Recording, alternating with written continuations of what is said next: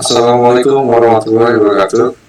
Perkenalkan kami dari kelompok 4 ingin mempresentasikan sebuah web tugas akhir sebagai syarat dari mata kuliah web programming di kelas 12 8B07 dengan tema web tersebut yaitu web resep memasak.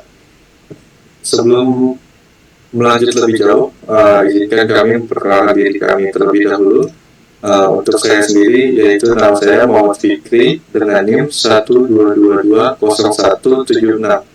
Lalu ada teman saya. Baik, perkenalkan saya Adam Maulidi Kurnia dengan NIM 122200186. Selanjutnya, perkenalkan nama saya Isnan Aditya Nugraha dengan NIM 122200183. Oke, silakan dilanjut. Perkenalkan saya Usman Satyanugroho dengan NIM 1200141.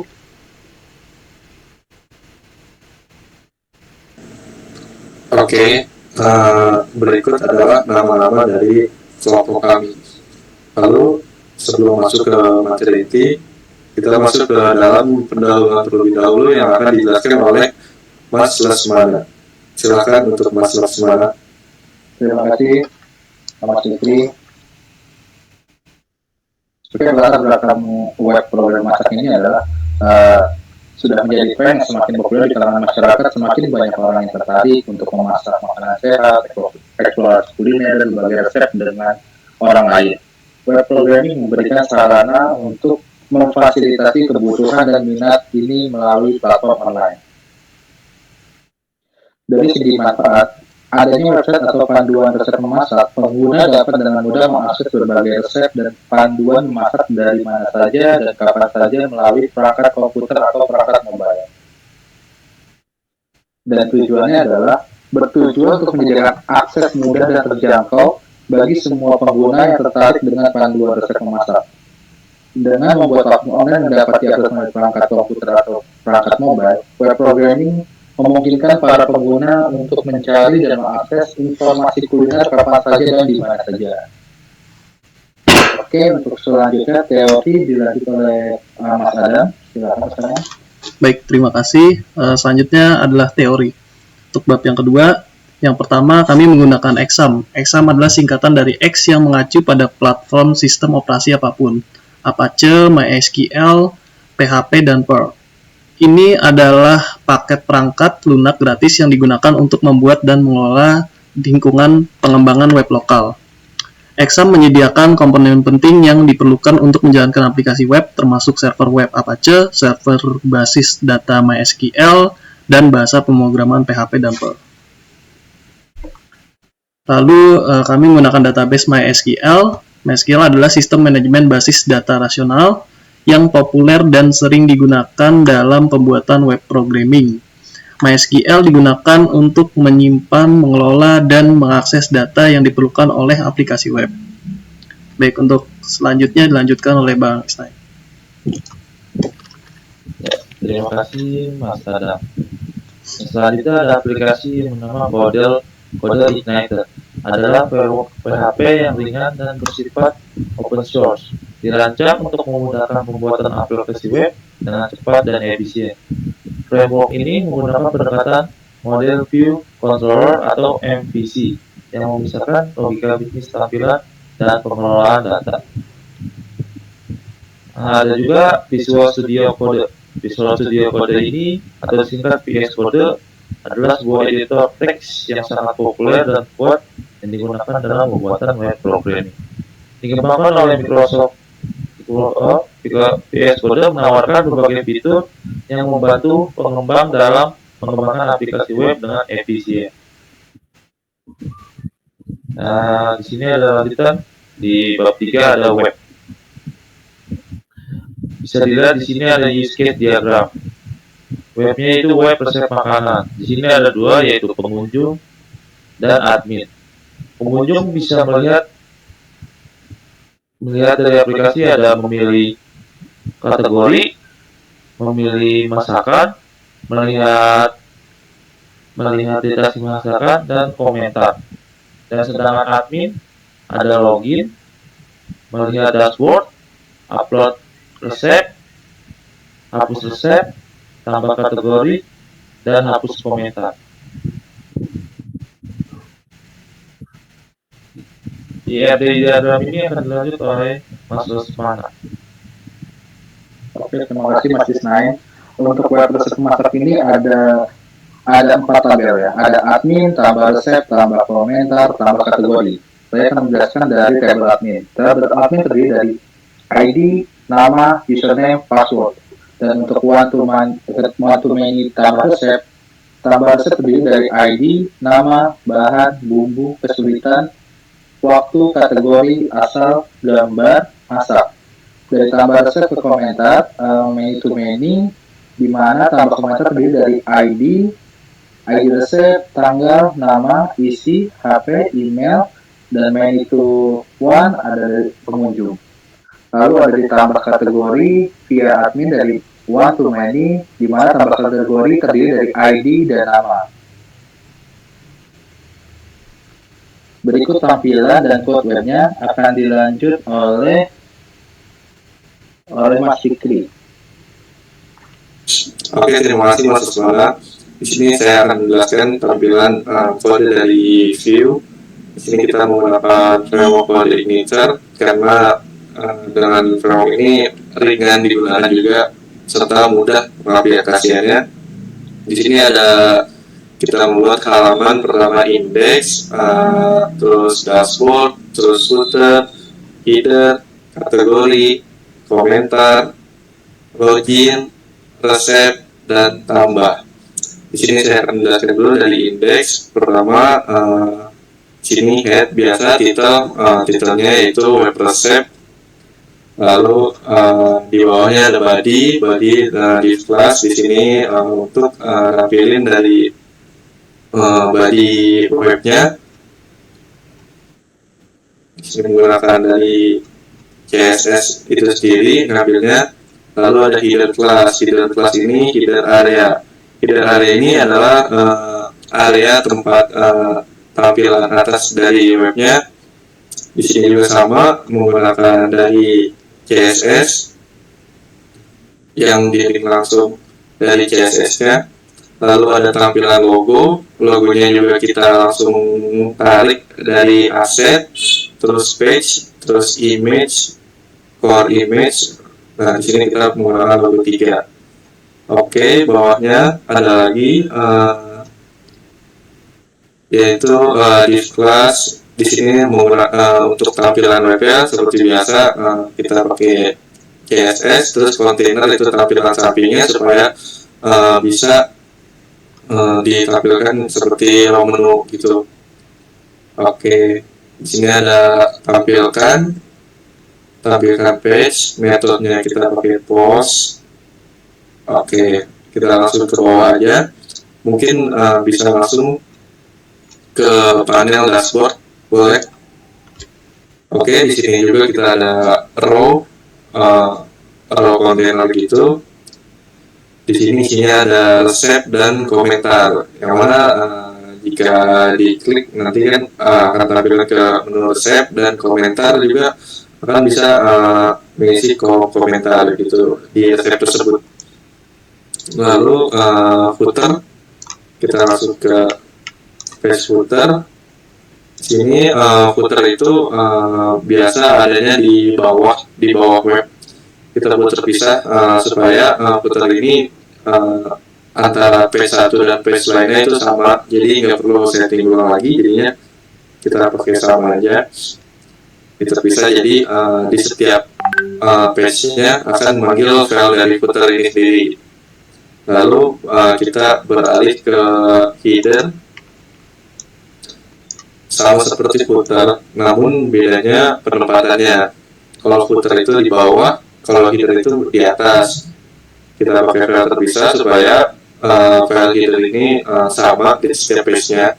Jadi nggak ada ketimpangan tampilannya. Jadi supaya sama. Jadi nanti ketika pindah page itu tampilannya sama semua.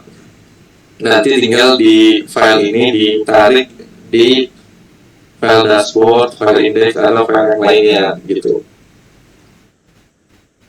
Oke. sini biasanya terdiri dari di header ini terdiri dari sidebar. Sidebar itu ada login, logout, biasanya seperti itu. Oke, kita langsung ke page kategori. Oke, di kategori sendiri ini kita di halaman admin khususnya kita bisa menambahkan kategori, yaitu ada tampilannya yaitu di class box header, yaitu untuk menampilkan border di border seperti box gitu, border box dia di background dari tulisan nama kategori seperti itu. Nah, nanti di sini langsung muncul kategorinya, kita masukin. Lalu ada button juga, yaitu kita pakai button untuk submit seperti itu. Lalu ada lagi perulangan untuk kategori dan AC di bawah ini. Oke, kita mulai langsung ke komentar. Nah, untuk komentar sendiri di sini di halaman admin, jadi nanti ada sebuah box komentar, kolom komentar yang masuk itu dari pengguna. Pengguna itu nanti bisa berkomentar dan bisa dipantau langsung sama si admin, yang terdiri dari nama, email, terus telepon si pengirim komentar, lalu ada isi komentar, terus ada tanggal upload komentarnya dan AC-nya. Oke, seperti itu. Lalu login sendiri, di sini itu file tampilan dari file login untuk login dari admin. Jadi di sini ada tampilan login admin. Nah, di sini ada di kelas login box. Nah, itu kita ambil dari kelas CSS-nya login box. Terus ada di kelas login logo, di situ ada logo loginnya, dan itu ada tulisan login. Oke, terus ada checkbox juga di situ.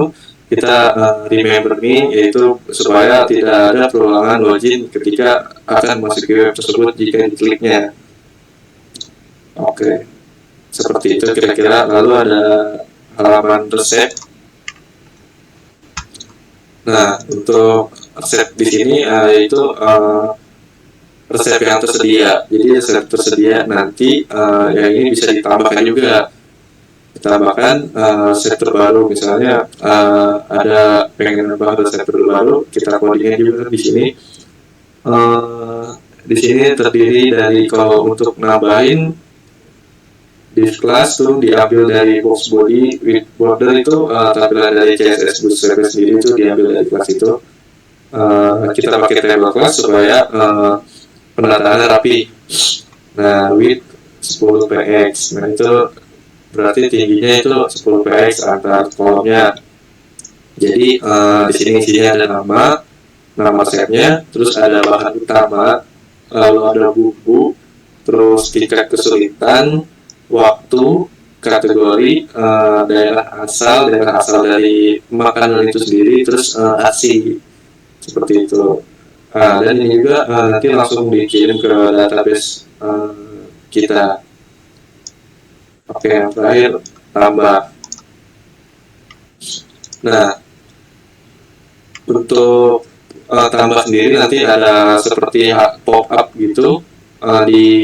Ketika kita akan menambah resep, jadi nanti halaman utamanya itu main halaman itu tetap resep, dan tambah ini untuk pop up-nya seperti itu. Nanti di situ ditulis nama, terus di input namanya apa, terus bahan utamanya di situ, tag-nya kan pakai teks, berarti diisinya kan tulisan atau teks gitu. Oke, terus bumbu, terus tingkat kesulitan, waktu, sama kategori. Nah, nanti itu akan dikirim ke database data itu. Oke. Terus di bawah ada inputan lagi. Di sini ada inputan grup. Kalau atas itu kayak single gitu, kalau bawah ini grup gitu. jadinya daerah asal, terus gambar, jadi masukin gambar foto makanannya sama cara masaknya seperti itu. Lalu di bawah ada button, di sini ada 2 button, yaitu button cancel dan submit, yang mana kita pakai di sebelah sini. Body kita ambil dari CSS Bootstrap itu sendiri. Seperti itu kira-kira. Setelah ini mungkin akan dijelaskan tentang file controller oleh Mas Adam.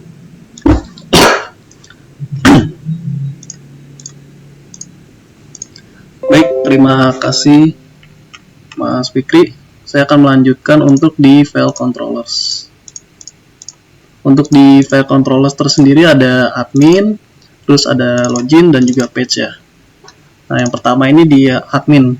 Nah, ini banyak fungsinya untuk yang di admin. Yang pertama ada index nih. Ada untuk tambah komen, tambah resep, terus ada judulnya juga. Terus ada function resep yang tadi dijelaskan, ada hasilnya nanti ditampilkan ke tabel resep dari database-nya. Lalu ada function tambah juga yang connect langsung tadi ke view-nya ya. Terus title-nya ini resep, ke admin, header. Lalu ada function tambah resep lagi di sini. Nah, ini di sini untuk di-upload ke database-nya. Jadi ya, berupa gambar, nanti dimasukkan ke gambar, aset gambar. Nah, ini ada formatnya, ada IMG, PNG, terus ada maksimal size-nya untuk size gambarnya, ukuran gambarnya juga ada, tinggi dan lebarnya, lalu nanti diupload seperti itu. Lalu di bawah sini ada function hapus resep juga, ini untuk menghapus resep ya dari database. Lalu kemudian ada function kategori, di sini ada tampilan kategorinya yang tadi dipanggil dari view, admin header, lalu ada di load dari admin kategori dan juga footer. Lalu di bawahnya ada tambah kategori. Nah, ini langsung ke database-nya, nanti di-upload ke database. Jadi ada function untuk menambahkan kategorinya sesuai dengan keinginan adminnya. Lalu di bawahnya ada hapus kategori, ini untuk menghapus kategorinya dari tabel database kategori. Ini nanti bisa dihapus jika ingin dihapus kategorinya. Lalu ke bawah ada function komentar, ini untuk meload komentarnya juga ya. Ini nanti ada di admin header, ada juga di komentar dan di footernya. Kemudian ada hapus komen. Nah, di sini jadi admin nanti bisa menghapus komen dari database tabel komen. Nah, lalu kemudian ada hapus meminjam, nanti bisa dihapus juga di sini. Lalu selanjutnya ada login. Di sini ada button login ya. Untuk function login dari controllers, ini ada metode loginnya yaitu input username dan password. Lalu nanti dicek dulu ke tabel database adminnya. Jika memang hasilnya sesuai login dan passwordnya, nanti langsung bisa masuk ke halaman admin seperti itu. Lalu ada function logout juga di sini untuk logout si admin ya, jika memang sudah selesai, jadi langsung bisa logout dan langsung kembali ke halaman login nanti. Lalu di sini ada banyak dari page PHP. Ini dari modelnya juga ada, dari function indexnya bisa tampilkan tabel kategori, tampilkan tabel resep, nanti dipanggil dari sini nih, dari database ya. Lalu di sini ada detail, ada tambah tabel resepnya, nanti tabel komen. Di detail ini dijelasin nanti lebih ke front end ya, lebih ke depan penggunanya, halaman pengguna. Lalu ada komen juga, di sini ada function komen, juga tadi disebutkan di view-nya ya. Format-formatnya ada nama, email, terus ada tanggal, ada HP, ada isi, dan sebagainya. Lalu nanti ada tampilkan, ini untuk tampilkan kategorinya, dan yang bawah adalah function tabel kategorinya lagi. Seperti itu. Baik, selanjutnya saya akan menjelaskan dari sisi front end terlebih dahulu dari webnya, berikut tampilan dari webnya. Jadi di sini ada tampilan berupa logonya, lalu kemudian di bawah sini ada search bar untuk memfilter kategori. Jadi kategori-kategori yang kita sudah tambahkan kita bisa filter di sini. Soalnya saya ambil contoh, saya mau ambil lauk gitu. ditampilkan. Nanti semua lauk yang ada di database akan ditampilkan ke sini. Ada nama masakan, di bawahnya ada bahan utamanya, bumbu, tingkat kesulitan, waktu, kategorinya, lauk tadi ya. Terus jika diklik detail, nah di sini nanti ada infonya. Oh, ini ternyata pembuatan nasi goreng seperti apa, bumbunya seperti apa, lalu ada cara memasaknya juga, dan juga gambarnya ditampilkan. Di bawah sini ada komentar juga, nanti bisa melakukan komentar. Selanjutnya saya akan masuk ke tampilan backend dari adminnya. Di sini adalah tampilan adminnya. Ini untuk username admin, password admin. Baik. Yang pertama ini ada dashboardnya ya. Tampilan awal itu ada dashboard. Dashboardnya menampilkan ada resep. Resep ini ada berapa sih yang kita udah punya dari adminnya. Terus udah ada berapa jumlah komentar juga yang ada di database. Kemudian di bawah sini ada resep. Nah, ini adalah resep-resep yang tersedia di database. Nanti ditampilkan di sini dan juga bisa ditambahkan. Berikut button tambahnya.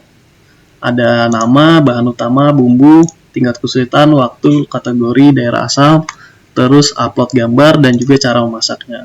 Lalu nanti bisa disubmit di sini. Ini nama resepnya apa nanti dimasukkan. Saya coba testing aja ya. Nah, ini bisa pilih kategorinya, bakaran contohnya, lalu bisa dari gambarnya.